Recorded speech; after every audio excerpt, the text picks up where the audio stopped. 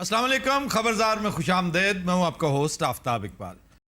Pakistani TV media को नया असलूब से रोशनास कराने वाले आफ्ताब इकबाल आप न्यूज़ पर खबरदार करते हुए अचानक गायब हो गए। गुजरे 3 रोज से उनका कोई शो ऑन एयर जा रहा है और ना ही सोशल मीडिया पर अपलोड हो रहा है, जिसके बायस उनके देखने वाले बेचैन हैं कि आखिर माजरा क्या है। चलें इस मुश्किल को हम हल किए देते हैं, लेकिन अपनी तर्ज का मुनफरिद एंकर पर्सन और उसकी टीम कहाँ है, ये बताने से पहले आपसे गुजारिश है कि हमारे चैनल को सब्सक्राइब कर लें और साथ ही बेल आइकॉन भी दबा दें ताकि न्यूज़ रूम पाकिस्तान की तमाम ताज़ा तरीन रिपोर्ट्स फौरी तौर पर आप तक पहुंच सकें।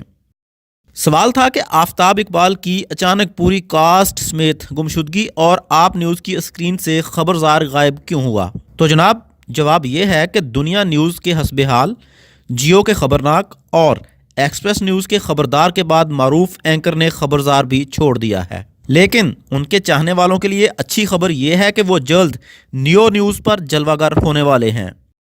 मुल्क के Mumtaz anchor Aftab Iqbal neo news के साथ मुंसलिक हो गए। आफ्ताब इकबाल का प्रोग्राम नाजरीन बहुत जल्द हफ्ते में 4 रोज रात 11 बजे नियो न्यूज पर देख सकेंगे।